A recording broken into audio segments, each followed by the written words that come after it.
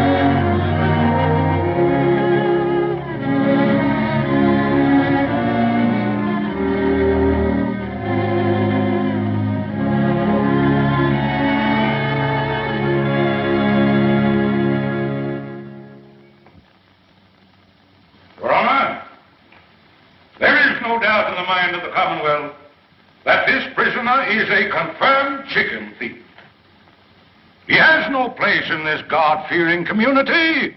He is a vagrant. He cometh from no man knows whence. Since arriving in our midst, he has been known to do no honest work. The Commonwealth of Kentucky asks, yea, demands, that he be adjudged guilty and sentenced to 6 months on the chain gang.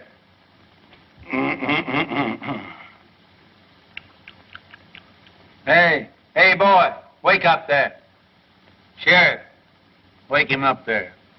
If anybody's going to sleep in this court, it'll be me. Hey, wake up. Come here, boy. There. Come on over here, right there. What's your name? Poindexter. Poindexter? Yeah. Who gave you that? Mr. Riley. Ranny? You mean Major Randolph Poindexter from down at Pine Bluff? Yes, Pine Bluff. Oh. Well, looks like you Poindexters is always getting mixed up with some chicken somehow.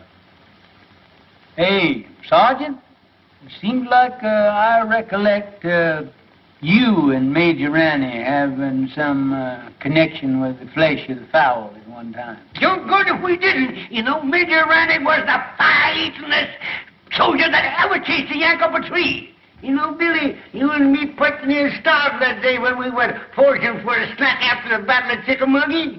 Chickamauga? No, it was the Battle of Kennesaw Mountain. There's no such a thing as a Chickamauga. Oh, you're both wrong. I'm not wrong. It was the summer of '63, and we were just outside of Nashville. No, Billy's right. I remember. For wasn't I there with you?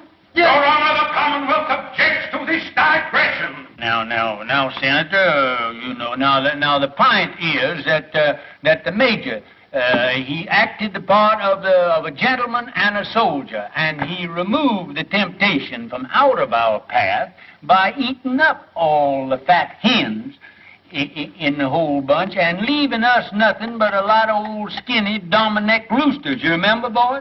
Come to think of it, Billy, they were Plymouth Rocks. There was no such a thing that was Yankee chicken. There was Rhode Island Red. I know because I could touch the Plymouth Rocks. Yankee was Rhode Island Red. Your Honor! Dominic. Your Honor! It was Dominic. Is this a court of law? I know that. I ask you, is this a court of law? Now, Senator, I don't get on your high horse that way. You know, we ain't in a great big hurry, but incidentally, what are you charged with there, boy? Nothing, Judge, but I wasn't there, them chickens showing up. I just fishing. Fishing? Where was you fishing? Down Sleepy River. Ain't no fish in Sleepy River. Oh, son. Ain't neither. Full of catfish. Talks right, Jimmy. Yeah? Sure is, white folks. I catch bull-head catfish in there that long. There's your proof he's lying. Here, come here. What do you use for bait? Oh, I got a hunk of beef liver. Beef liver. Yeah, I have to take the That's beef good. liver and put it on the hook and chunk it out there. Let them have the first piece for nothing, see 'em. Then you put some more on that and chunk it out there. And then they think they're going to get that for nothing. And you catch them long as you got the liver. And I go down there all the time, and I don't care nothing but that liver. Right, gentlemen, it's doing coming on. Yeah, I remember. Oh, down there. I bet it must have been how long? Sure, sir.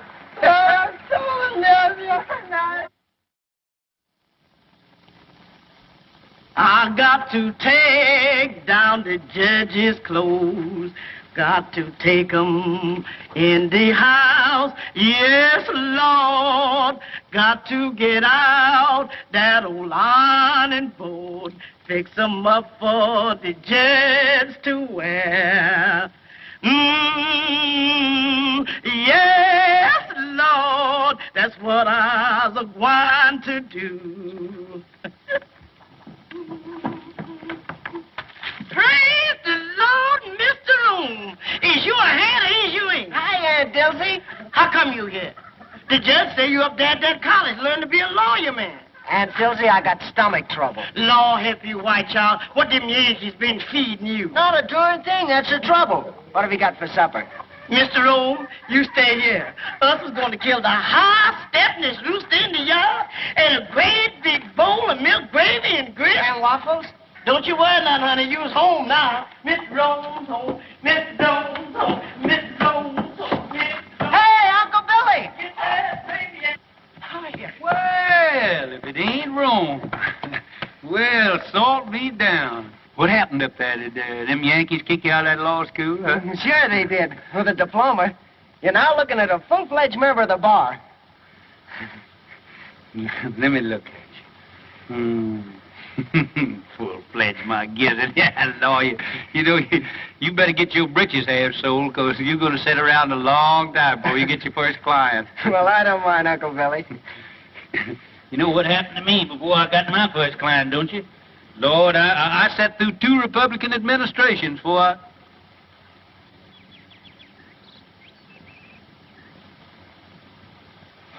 Who are you playing? Oh, I'm just doing a little practicing here for the championship. I got Jeff here. He's doing the retrieving for me. Me and Herman Felsberg is going to play against Jimmy Bagby and Doc Lake. 2 of them balls down there, will you, Jeff? 2 again. Mm-hmm. Remember the last time? I'm going to show you what had happened to Jimmy Bagby now. If he's, just want to show you how far I can... Ooh, look at... Look at them Yankee shoes you got on there, Jeff. Look at that. Yes, I never seen shoes with buttons on them before. I seen pants, but... Oh, say, that's fine. Oh, just take your button shoes with you and just step that off and see just how far it is. All right, I think that's Uncle about Bill. a record. 1, 2, 3, 4.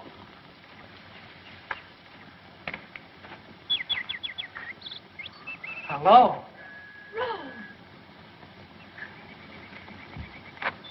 Glad to see me? Why, I thought you were still up north. I got in this morning. How'd you know I was back here? Well, I didn't, but Uncle Bill... Why, you look pretty with those things.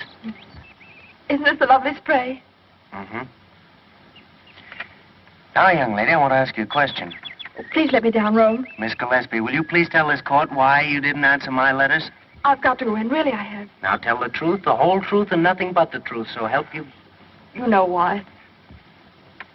All I know is that you've changed since I went away. Well, that isn't it, Rome. It's just that we've grown up. mean you don't like me anymore? Oh, Rome. Well, if my mother or anybody has said anything... Oh, Ellie Mae, I mean... Well, I'm old enough to choose my own friends. Please let me go. We've got to get this thing settled once and for all.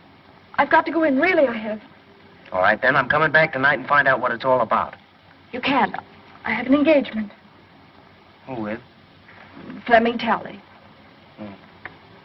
Well, how about tomorrow night? Oh, Rome, it's no use. All right. That's the way you feel about it? You can sit right there till we understand each other.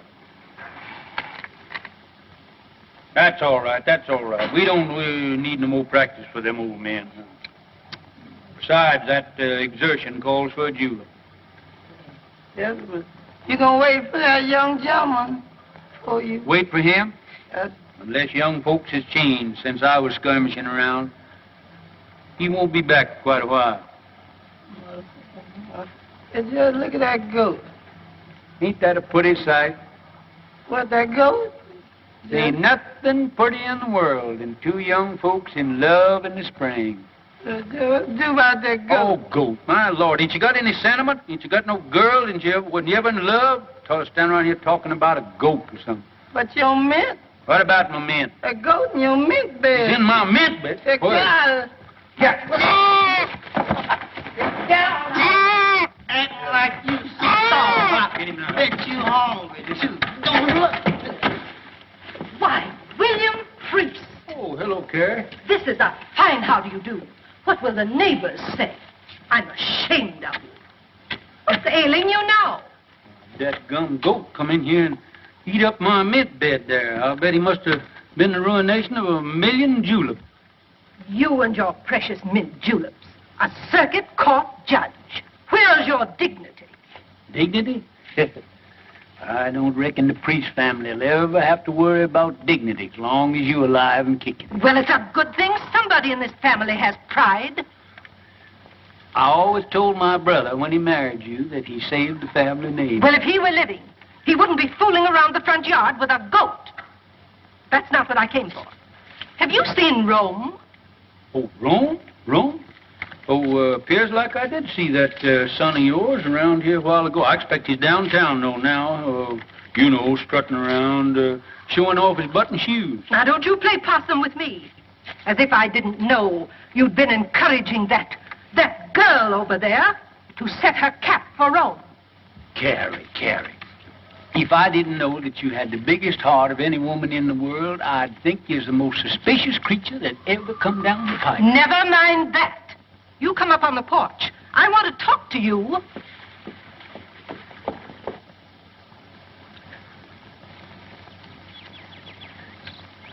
If I'd have known that's the way you felt about it, I wouldn't have hurried home so fast. I'm sorry, Rome, but after all, you have your career, your family, and everything in the world that matters to you right here. I don't think you care what matters to me. That's not fair, Rome.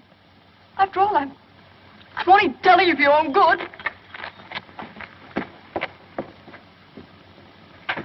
William, I'm not a woman to beat about the bush. This business of Rome and that girl next door has got to stop. What do you got against Ellie Mae? She's an awful sweet girl, seems to me. She's got gumption, and she teaches school and supports herself. I don't want to be unkind. She may be a very nice girl and all that. But after all, Rome is one of the Kentucky priests. And the name of priest means something in Kentucky. Well, I've never heard that it meant intolerance. It means good stock and family pride. You know the kind of stock she comes from. Yeah. Her ma come to this town penniless and died giving birth to Ellie Mae. I remember the night. She was a frail little woman. Wasn't any bigger than Ellie Mae is now. And just as pretty. But who was her father? Well, nobody don't rightfully know. Well, family may not mean anything to you, but it means a whole lot to me. I'm not going to have my grandchildren come into the world under a cloud. You haven't by any chance picked Hod Maydew as a grandpappy, have you? Oh, I know you've never liked Senator Maydew, but you can't say anything against his folks. They've got money, they're an old family, And Virginia's a lovely girl. She's always been crazy about Rome. He could do a lot worse. Well, I guess me and Rome, we ain't got anything to say about it. I knew you'd come around to my way. You gonna stay for supper, ain't you, Carrie? Not tonight, thank you, William. The daughters of the Confederacy are having a chicken supper at Kate Maydew's, and I'm late already. Looks like you daughters get more ferocious every year towards Yankees and fried chicken. You got your badge on there. Yes. Mighty pretty. Good night, William. Sometimes I think you women got more badges and medals out of the soldiers did. Good night, Carrie.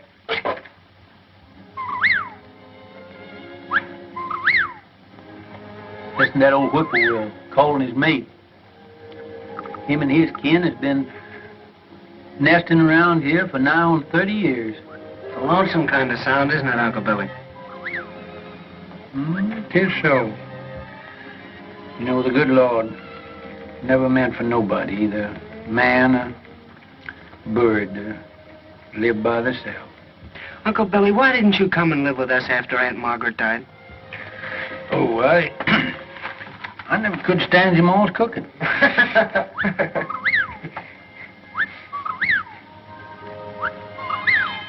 Oh, fine swing over there on that other porch. I wouldn't be surprised if they ain't a pretty girl sitting in it now. She's got another fella tonight. Ellie Mae sure is pretty. Fella gets her will certainly have to do some prancing, he can't sit around and look glum all the time. There he is now. Who? That Flem Tally. The barber? Yeah. Gives off a poor shave. Whoa. Whoa, Bert.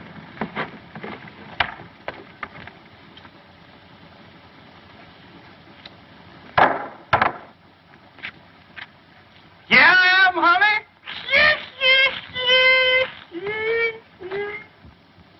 Here's the news.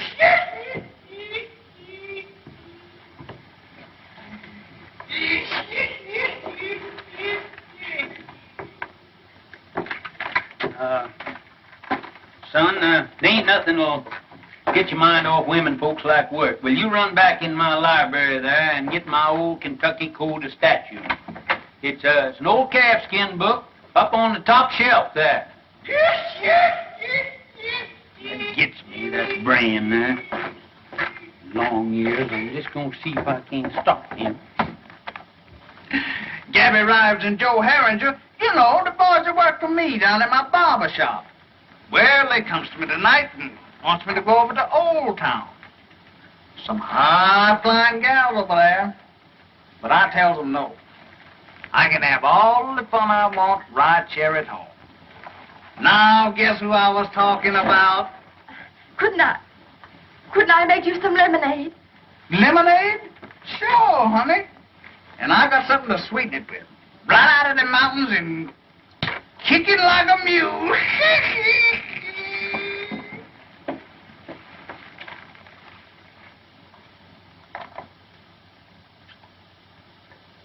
Jack. Oh, Jack. You see anything of Mr. Flem Tally, the barber man around here? No, what'll he be doing around here? I don't know, Judge, but they're headed this way for him. What are you talking about? Who's they? Some lady's pappy, two-barrel shotgun. He said Mr. Tally's been messing around. He sure is in a killing mood. Well, you mean that he's going to annihilate him? No, sir. He just gonna shoot him. That's all. Well, there ain't a thing that I can do about it. My job don't stop until they've got him all laid out in the morgue, full of buckshot, cold and dead, and ready for burial. Then I steps in. But you, Judge, you the law. Oh, I can't do a thing about it, as I said before, until the shooting is over. And then I'll certainly see that the murderer gets a fair trial.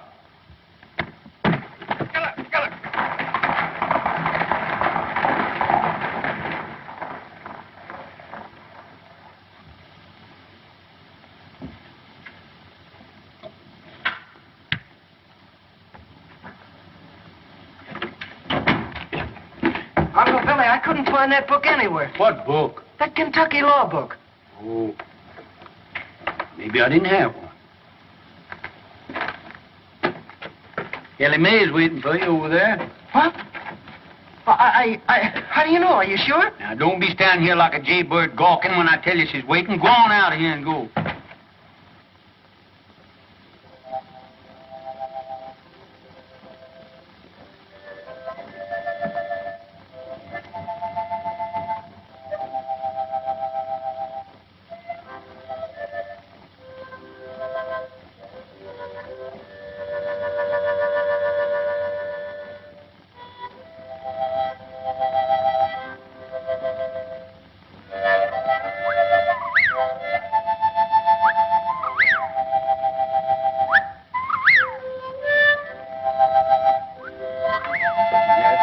Whippoorwill. Mighty poor company on a night like this. Good night, Dad.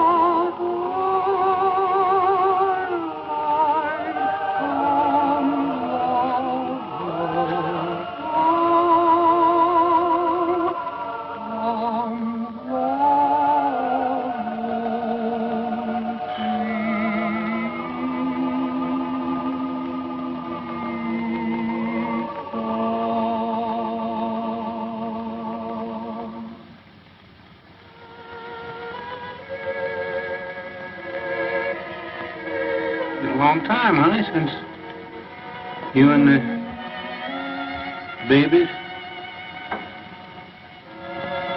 went away.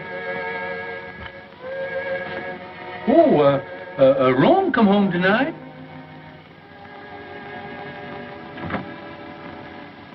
Little Robert E. would have been, he'd have been just the same age as Rome is now.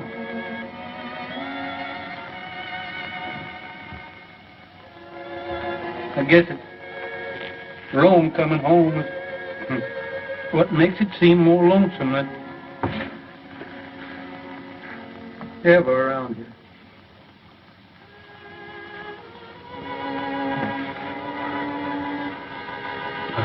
Honey, you know that fella that he enlarged that tin type, he sure did a pretty job. I wish you could see it, honey.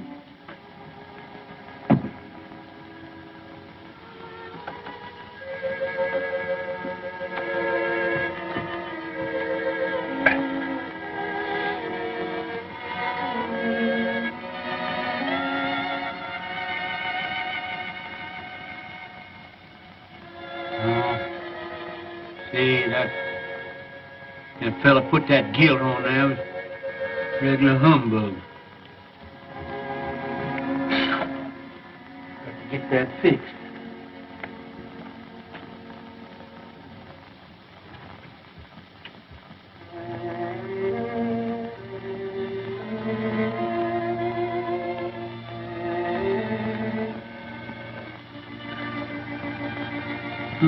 Honey, it sure is a pretty night.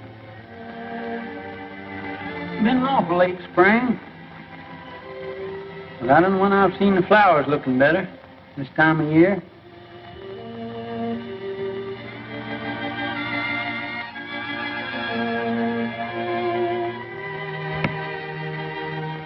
People are funny things. Always got their eyes set on something. Rome, he's got his eyes set on Ellie Mae, and Carrie, she's got hers set on old Hard Maydew's daughter, Rome. Old Hard, he's got his eyes set on my job. Some of them's gonna be disappointed. Them honeysuckles sure do smell sweet. Seems like I just can't get my nose full enough of them.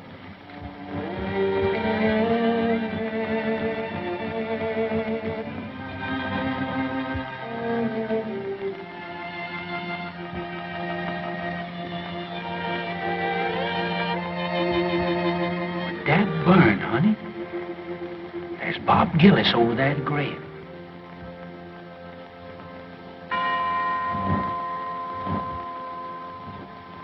It's at Ellie Mae's mother's. You're a pretty boy, though. Yes, sir, you is. Hi, Jimmy. Hello, Billy. What are you doing there? Figuring on getting called to the colors again? Hello, Gillis. Hello. Never know what them Yanks is going to do. We licked them once, and I'm keeping old Deadeye ready in case we got to do it again. Say, better look at old General Forrest there. Think he's going to need a little shoeing pretty soon. Well, I'm mighty busy right now, Billy, shoeing them two horses over there. Hey, Bob, we better take a look at the judge's horses, some of them.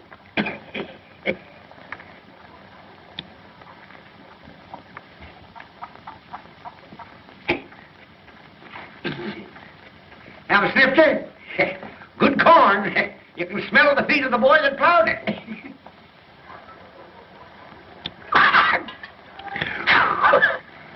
That breath of yours is like a hot mince pie. Where you going? Going fishing. Sleepy River. Sleepy River? Why don't you fish in the trough there? Need shoeing? No, all right for a while yet. Say, bad scar you got there. Bullet? Yeah. Get that in the war? No. Folks say you come from up north. Must have got that up there.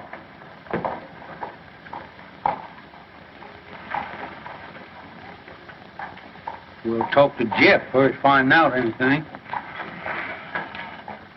Hey, wake up here. Somebody come along, steal the horse, and leave you sitting here holding the line.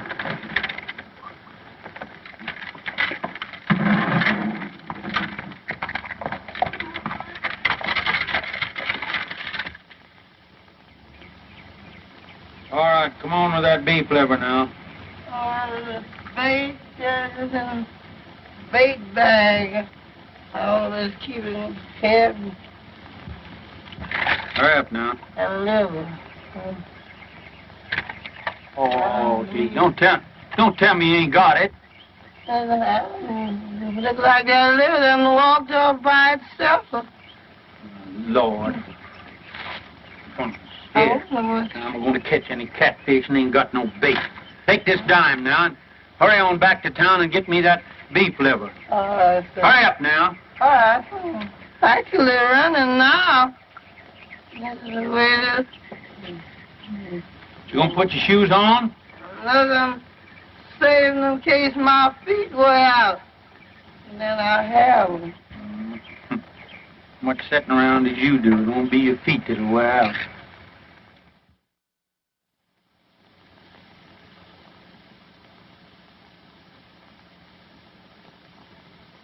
Master Jesus wrote me a note. He wrote it on the wall. He tell me to put on my Sunday clothes, for he's coming to fetch me soon.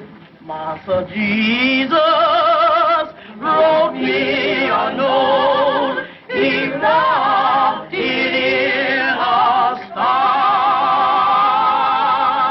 Say he gonna wash me white as snow.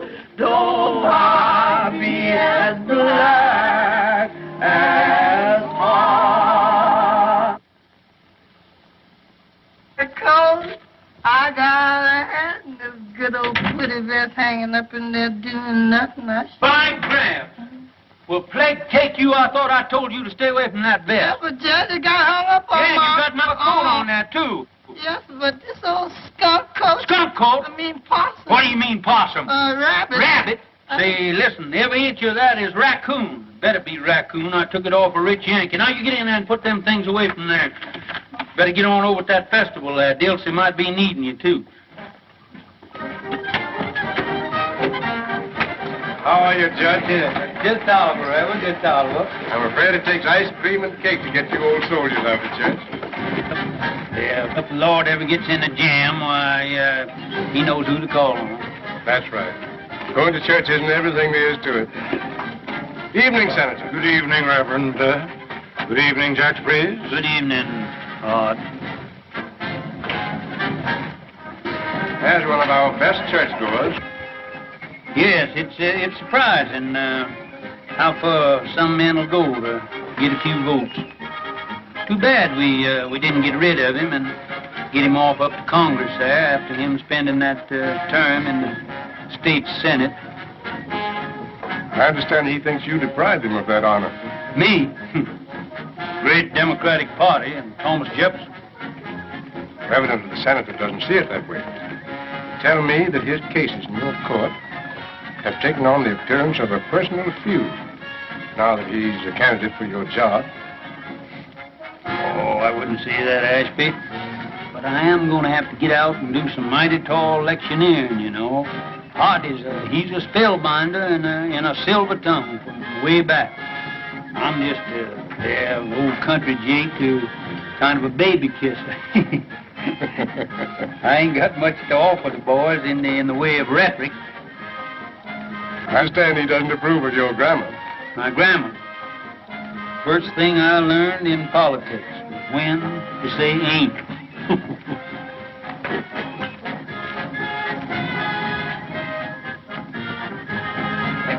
Speaking of ice cream, did I ever tell you about Shiloh? Didn't I? Wait a minute, Doc. Wait a minute. How did you hear this? Well, come here. Come on back here. I want to hear this. It was the eve before Shiloh, and them orders had to get across the river to General Beauregard. What did I do? I took off my clothes and I stuffed the orders in my mouth and I plunged in. It was pitch dark. Well, sir, I was going... Good evening. Swimming again, Jimmy? Where was I? Right in the middle of the river. Yeah, yes, sir. There you're swimming in 12 miles to go yet. And there I was, swimming and swimming, diving under and around. Yankee gunboats all around me, surrounded by Yankee gunboats, and me dodging them right in... Gunboats? Yes, sir. Putting them gunboats in there is a new touch, ain't it, Jimmy? Now, Rome. Now, don't you young people think you have to entertain us old folks? That's right. Run along now. They're getting ready for the candy pull. Perhaps Rome has other plans. Oh, no, he hasn't.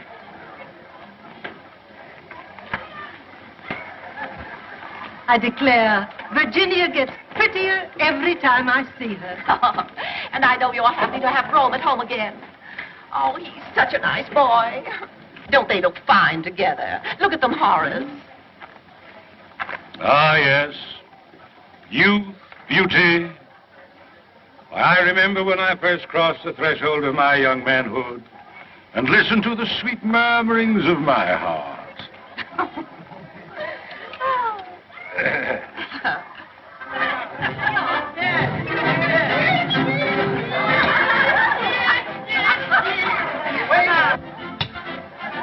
Double portion, please. You have a full portion there. Oh, but we can pay for it. Can't we, Ro?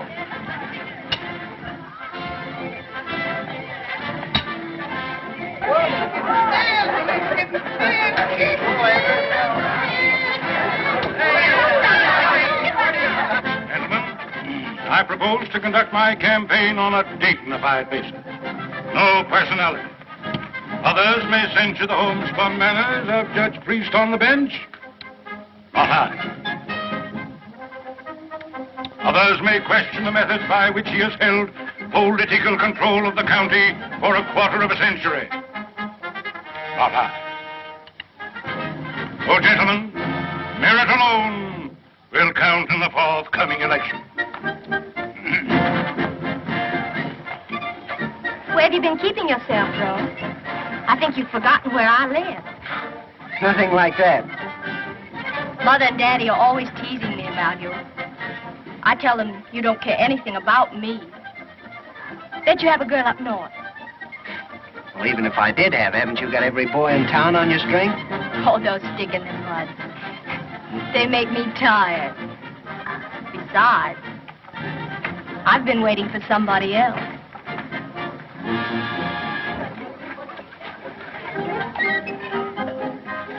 Attention.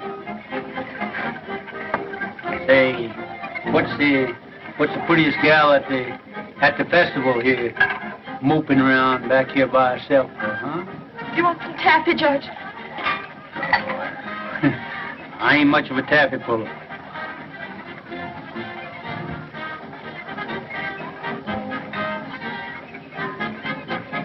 On second thoughts, you can give me a wad of that, too. All right, put the butter on your hands first.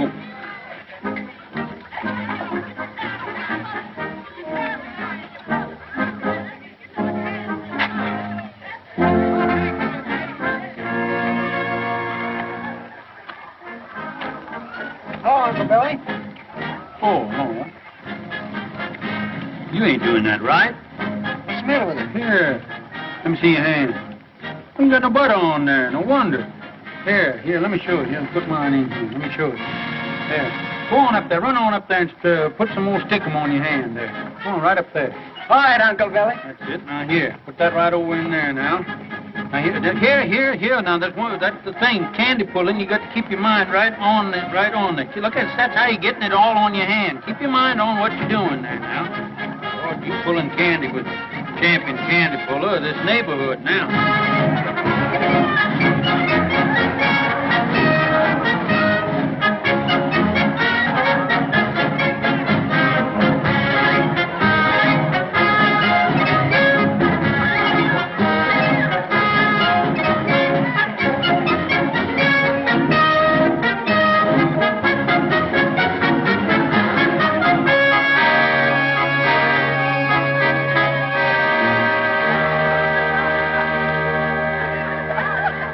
This is your fault. The sun shines bright in my old Kentucky home.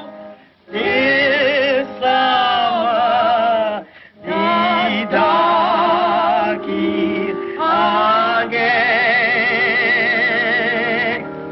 The corn tops rise and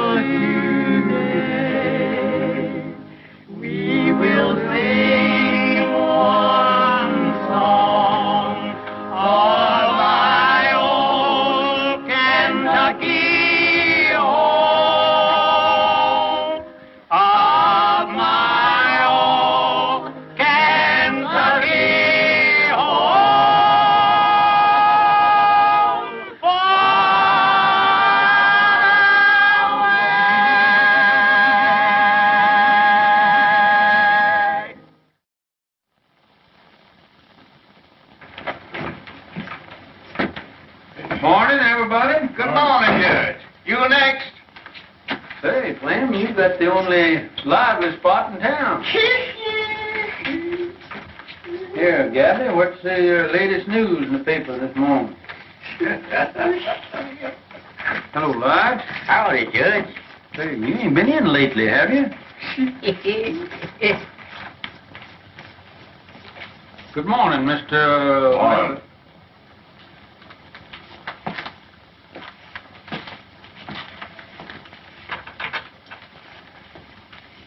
Nice day. Yeah. Oh, Flem, here she comes.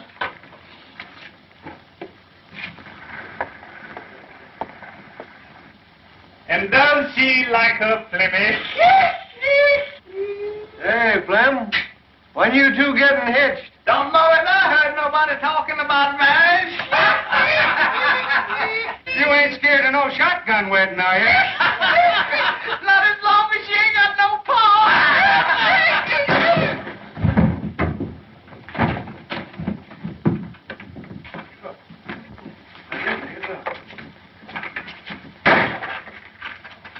Say, that fellow's going to make himself mighty unpopular around here. That's right, Judge. Yeah. There's about 2,000 male citizens here that's going to be mighty sore at him. Yeah. When they find out that he punched you in the jaw before they could.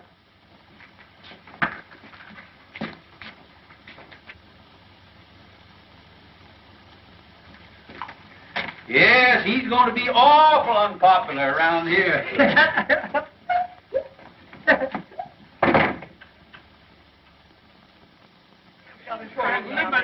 We're not licked to the last shots fired. You ain't going to have no excuse. I got the grounds in All good right. shape. Yeah. You choose up with them. There you go. Yeah.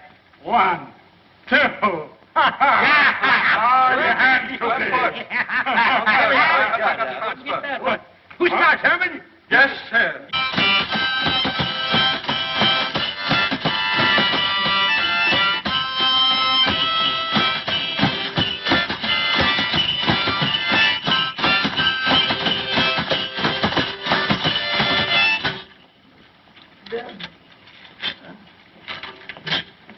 My wife and I live all alone in a country called our home. Don't put enough in that, just like mother and dad.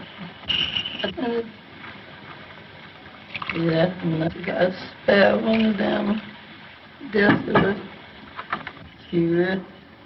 I ain't trying to take it with the I just like always think somebody trying to. Hey! Cut them monkey shines. How you expect a judge to win that croquet game with no solace in his stomach? Hey, Dusty, you done forgot the jug. The jug here. All right, you can't say I never told you now. Leaving somebody here with all this stuff. I bet she gonna blame me for... Don't see you around much. No. Kind of keep to yourself, don't you? Yeah.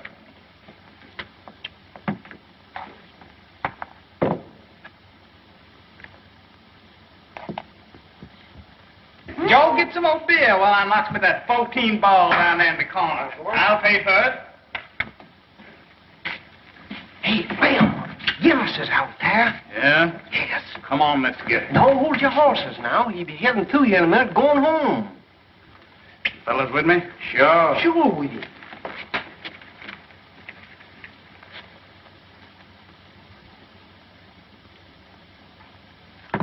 Another? Nope.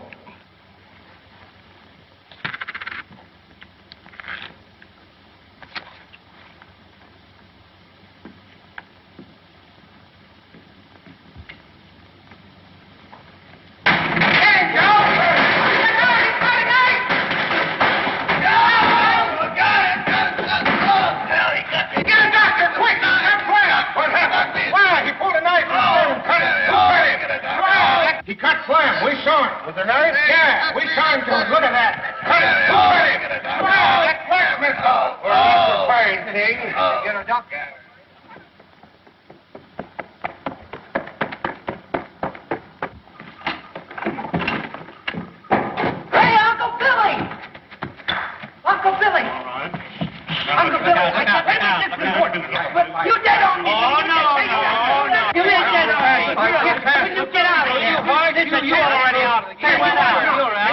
get out of here. Oh, no. Go on. Yeah, get away. He missed it. Rome, please, will you? Wait, this is an important game here now. Keep still. We're censored. Let me talk to you. Golly, I don't see how the South ever lost the war with a guy that could argue like you did. Uncle Billy. What is the matter? You've already made me lose the game. Uncle Billy, I got a client. Oh, who is it? What's the matter with him? Gillis, you know, Mr. Bagby's man. Huh? What's that, Bob? What's he doing? He cut up Flem Tally. Yeah? And right after he gave himself up, he sent for me. Well, I'll be kicked by a mule. Did he cut him bad? Well, I can't tell yet.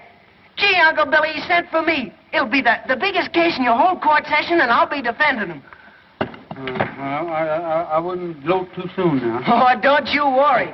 Hey, Ellie Mae! Yeah, I'm going to get down to the jail and see what that fellow's got to say for himself. I'm going to see Tully. Darn robbers, they robbed us out of there, Herman. Now, you better get on down there with me because you're liable to get a chance to go as bail.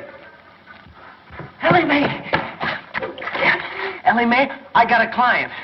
Oh, Rome, I knew you would. Come on over. I want you to talk to Uncle Billy and tell you all about it. That sort of novelty, Herman. The barber getting cut up.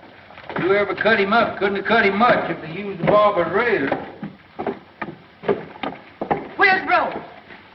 I won't have it, that's all. He's getting mixed up with that kind of people.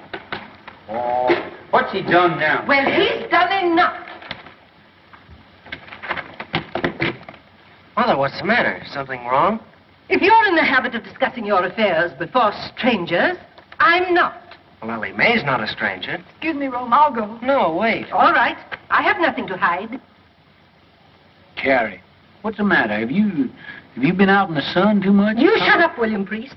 I hold you responsible for everything that's happened. Are you going to defend that man? Mr. Gillis? You bet I am. Oh, no, you're not. Mother, what do you mean I'm not? I suppose you know what's behind this drunken brawl? No? Well, then I'll tell you. They were fighting over that girl in a saloon. Mother, that's not so. Carrie, you can accumulate more misinformation in a shorter time than anybody who told you all this rigmarole. Virginia made you. Who? Virginia made you. Oh. She got it straight from her father. And brought it straight to you. She wanted to warn Rome. I know you've never liked me, Mrs. Priest. I know you've tried to stop Rome from going with me. And I know you think I'm not good enough for him. But let me tell you something.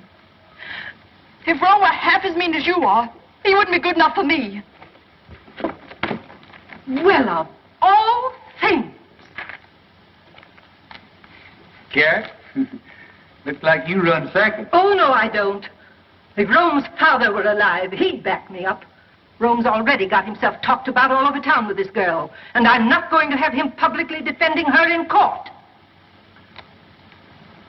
Well, Rome, see how your mother feels about it, so looks like you lost your first client.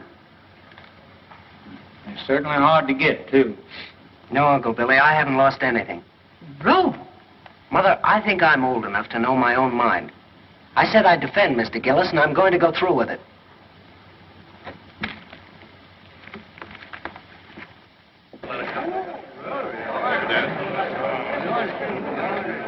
Right this way, Reverend.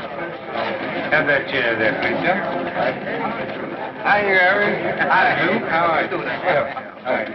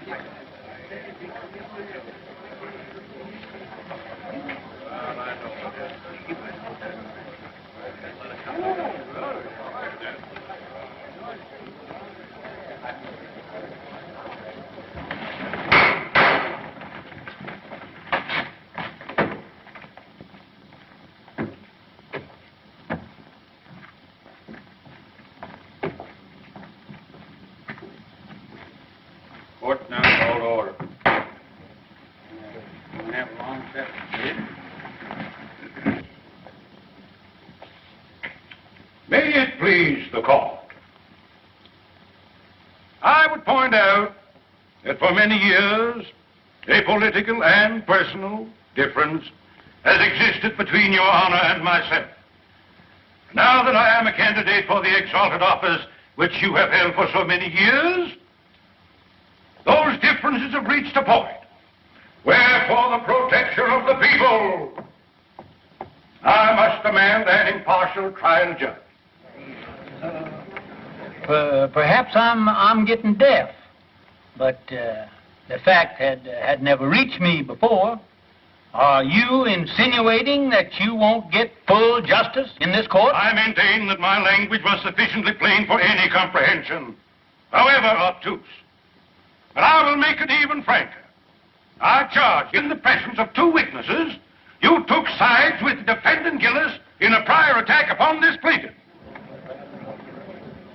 I've been sitting on this bench for nigh on 20 years, and nobody has ever asked me to step down. I'll file an affidavit of prejudice. That won't hardly be necessary. Then I call upon you, Judge Priest, to vacate the bench during this trial and yield your place to a qualified judge.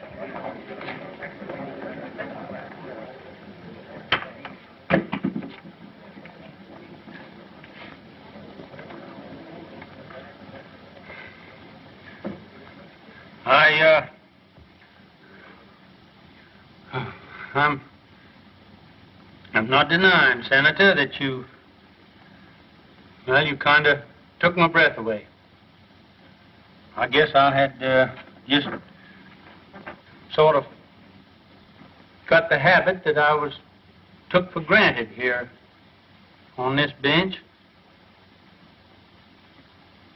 Gosh, I'd put near raised in this courtroom.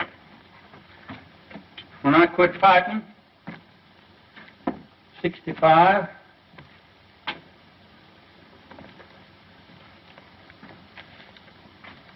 for what we thought was right, I kind of calmed down, found out I couldn't lick the whole United States. I come back here to my hometown, and I put up my shingle. It wasn't long before I was sitting on that bench.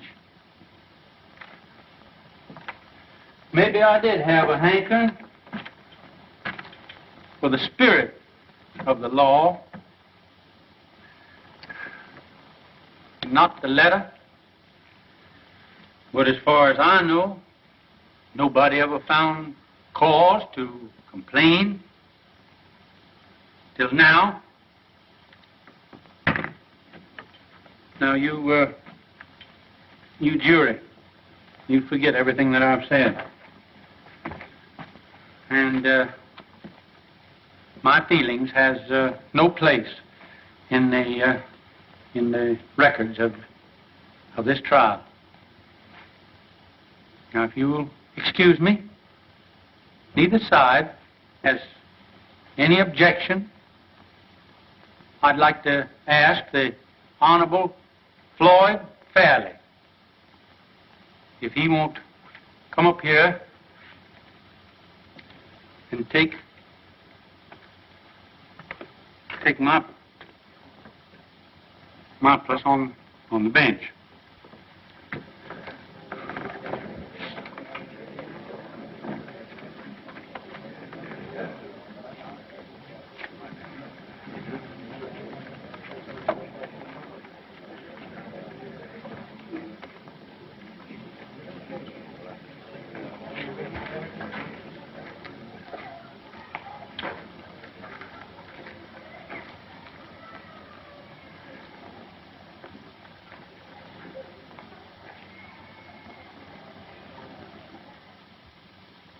Well, what happened then?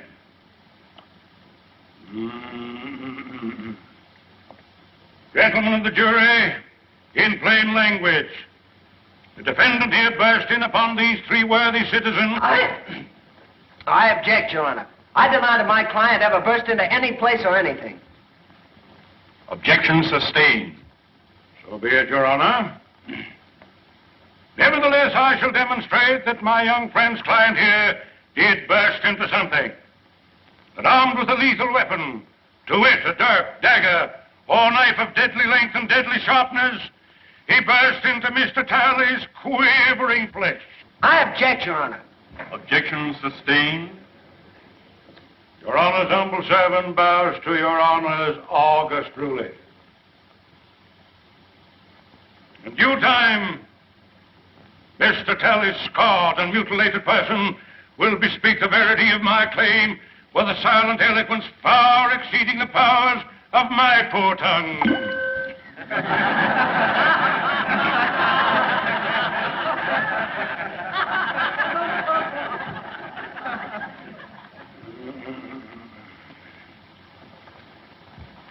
We was playing bottle pool when he come in and attacked at me. Didn't you attack him with a billiard cue? Not until after he come at me with a knife. Well, it's just like Flem says. We wasn't paying him no mind, and he come looking for Flem. But weren't you three all armed with billiard cues? Well, never heard of nobody playing pool without them.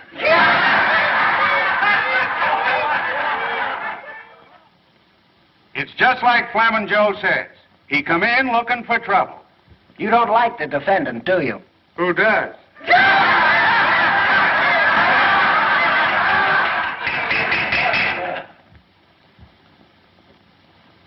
Your Honor, the defense is through with the witness. I should think my young learned colleague would be glad to be through with the witness.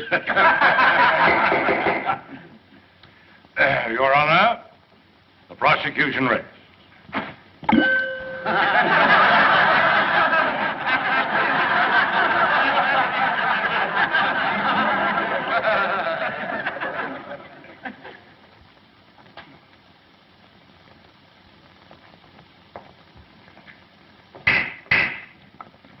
Before the defense proceeds, this court recesses for half an hour.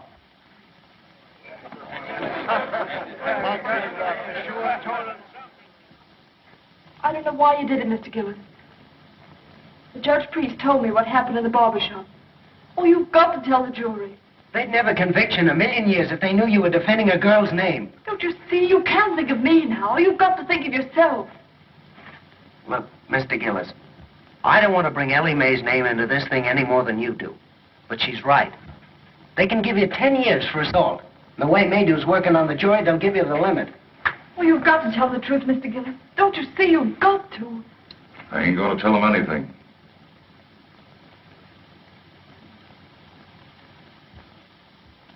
Yes, sir.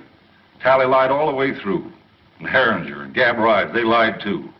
It was 3 against 1 in Billy Gaynor's back room, and it's 3 against 1 in this here courtroom. Have you ever been in any other cutting scrape in town before? No, sir. That's all. One moment.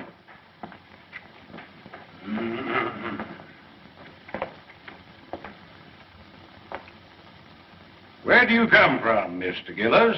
I ain't a saying. You aren't exactly what we Southerners would call a sociable person, are you? I mind my own business. Precisely. Except when you go looking for trouble. I don't go looking for trouble. But I ain't the one to run away from it. How long have you had a grievance against Mr. Talley?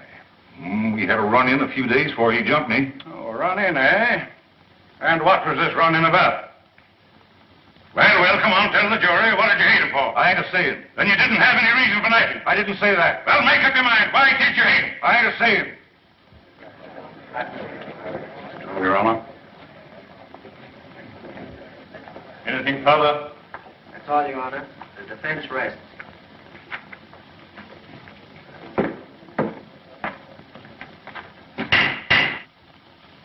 This court will adjourn till tomorrow morning. It is our hope that the summations will be brief, so that we may all attend the reunion ceremonies, which begin at noon.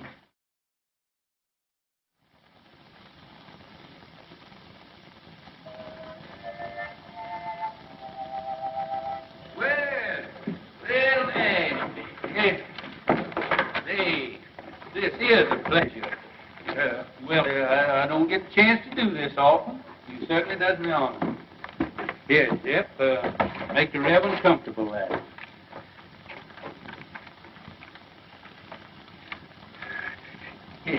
It looks like you kind of caught me red-handed there. Could I, kind of inveigle? Been a long, tiresome day, and it's mostly mint. No, thank you, William. I appreciate your sympathy. You know, I kind of thought that that you'd be working on your Memorial Day address for tomorrow. Now, that'll take care of itself. What I'm worried about is this poor devil of a Gillis. You know Gillis? My trade takes me into queer quarters sometimes. Well, I feel just as sorry for that fella Gillis as you do, but I'm plumb out of it. Hart got the best of me. He sure did. Case is closed. It's all settled. I don't think Hart will, he'll be fool enough to reopen the case for nobody or nothing.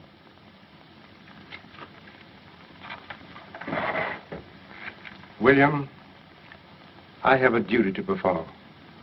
A Christian's duty. I'm going to violate the sacred confidence of another. I'm going to break a pledge of secrecy because it's the only course that I see that lies before me. I'm listening, Ashby.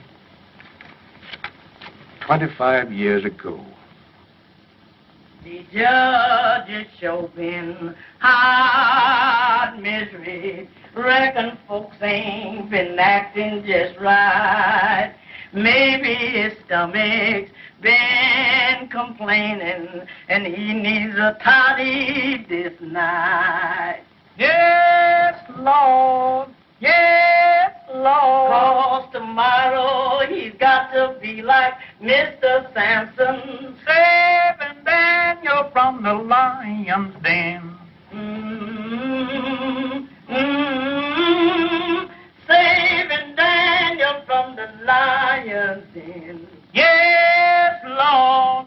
Yes, Lord. The judge could do with a toddy right now. Yes, Judge. Yes, they'll see soon as you catch me some men. Oh, Jeff. Jeff. Come on, hurry up here. Come on here when I holler at you. Where you been? Well, I was... Hey, listen, you want to earn that old coonskin coat of mine? I can have that coon coat, Judge. Thank you. Yeah, wait a minute. Come back here. You can if you do everything I tell you to. Do you know a gentleman by the name of Mr. Hart Maydew? Yes, that mean man, that coat house. Yeah. Well, now you see that he gets that, but don't you let him know how he got there. That's see? all I got to do. Yeah.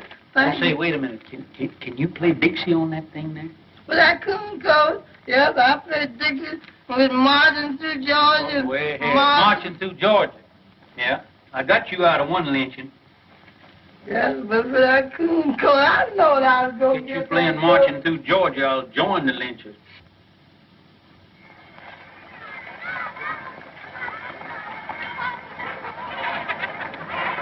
Hello, children.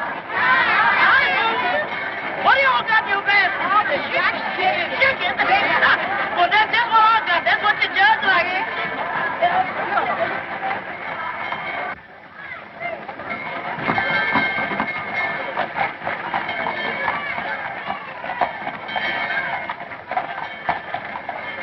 Hey, the jury's coming in.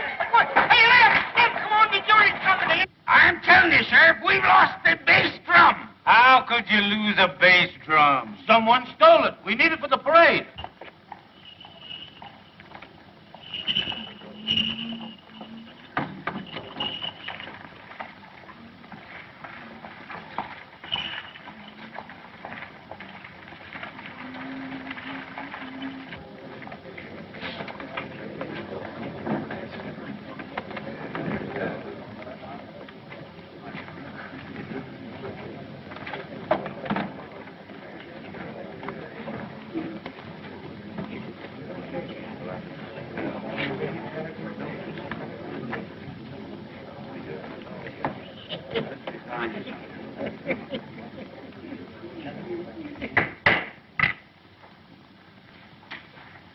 You may begin your summation, Mr. Prosecutor.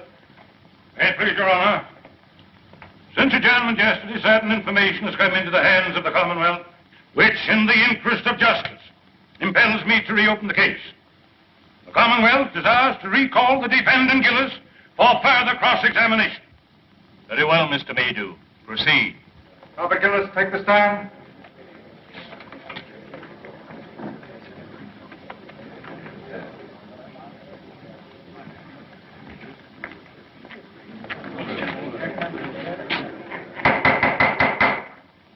Your Honor, as I recollect our procedure, for the time being, I'm an ordinary member of the bar. In good standing? Not ordinary, sir, but absolutely in good standing. Oh, thank you, sir. Thank you kindly. Then I have the honor of announcing myself as Associate Counsel for the defense. Seeing as the case has been reopened,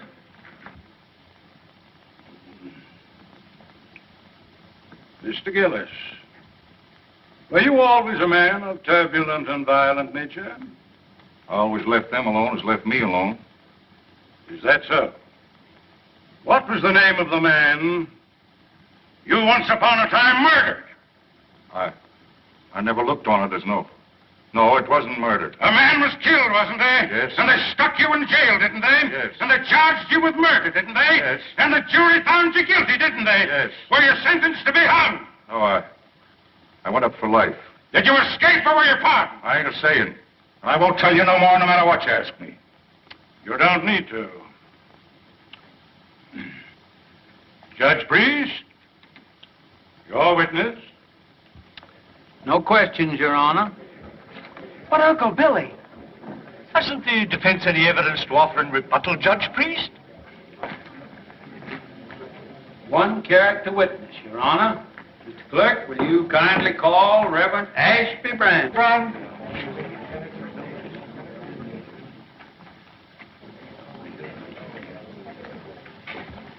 You solemnly swear to tell the truth, the whole truth, and nothing but the truth in the case now pending in this court? I do.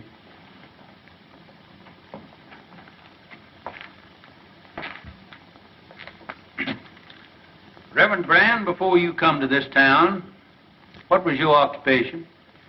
In my early manhood, before I took holy orders, I had the honor to be a captain of artillery in the late war. In the War of the Rebellion? No, sir. The war for the Southern Confederacy. Yes, sir. You're right, sir. That's right. He's right. My error. One moment, please, Your Honor.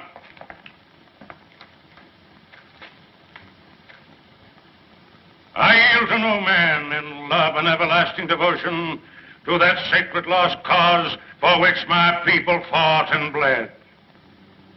But though I cherish all those dear and everlasting memories, which even the bare mention of that great conflict must awaken in every true Kentuckian's bosom, I fail to see any possible connection between this reverend gentleman's military record and the guilt of this man, Gillis.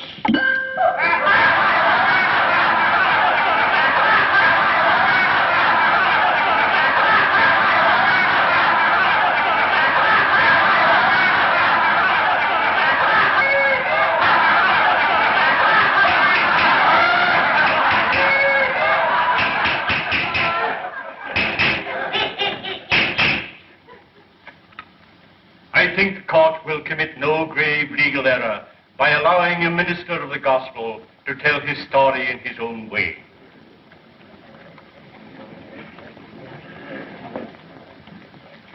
Meander along, Reverend Brand.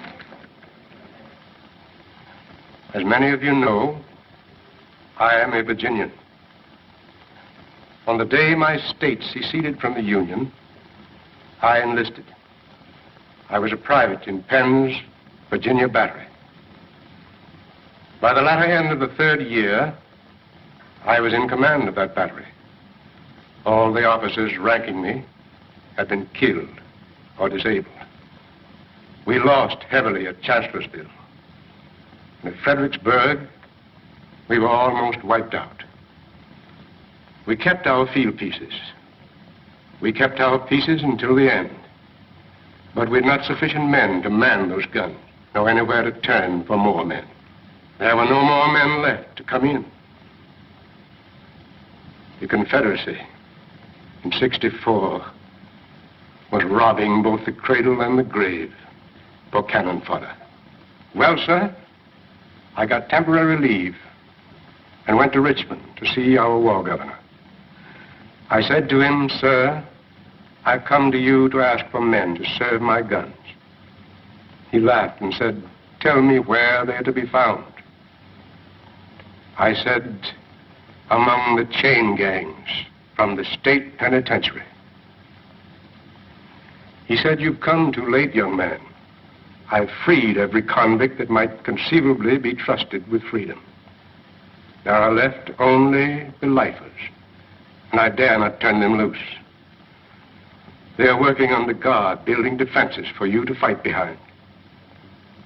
He opposed me, but I argued with him. Finally, I won. He gave me authorization, signed it, and with his own hand, affixed the seal of the sovereign state of Virginia.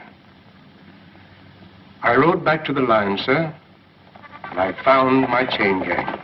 I told them to drop their tools and line up before me. I told them, if you go with me, you go to face a hell of destruction and suffering and death. But I said, if you do go, you go as free men, as soldiers of the Confederacy. Your past will lie behind you, and your future, if you survive, is in your own hands. And I promise you this much: if you stand fast, if you do your duty, if bravely and honorably you acquit yourselves as men, then such of you as lived through to the end, and some of you will live, are not to come back to this. It's for you to decide. Those who remain behind, stand fast. Those who come with me, advance one pace. Gentlemen of the jury, I tell you, they came at me like a wave from the sea, every one of them. And as time went on, they won for themselves the name of the battalion from hell.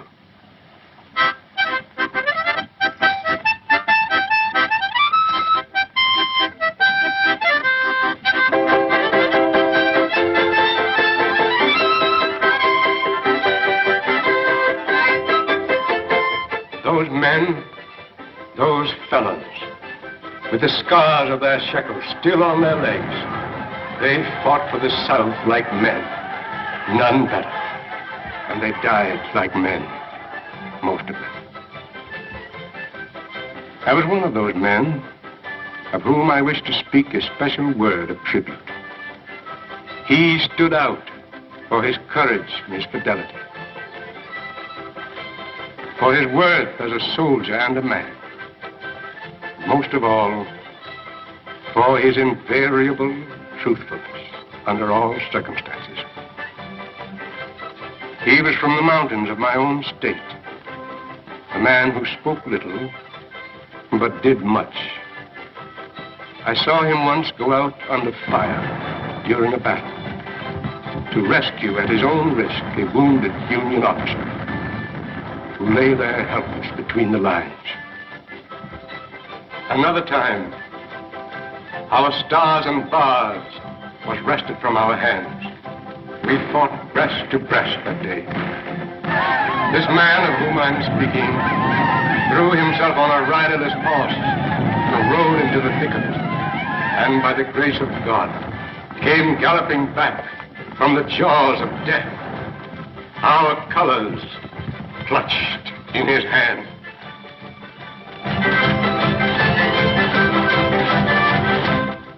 And another day, when every man who served his gun, excepting him, was down, I saw him when the Union infantry charged, sitting astraddle his useless gun, and with a rammer for his only weapon, waiting for the enemy to come within reach. The countercharge from our infantry saved him.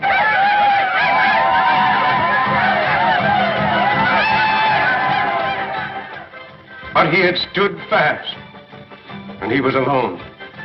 After the surrender, I kept his secret, and kept it to this very hour. Though I've seen him daily at his work, watching over his daughter, providing for her education through me, and all unknown to Ellie Mae.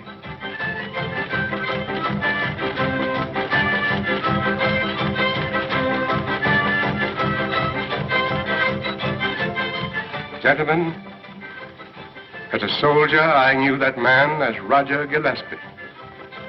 You know him by the name he now wears, Robert Gillis. Hooray for Jeff Davis, the Southern Confederacy, and Bob Gillis!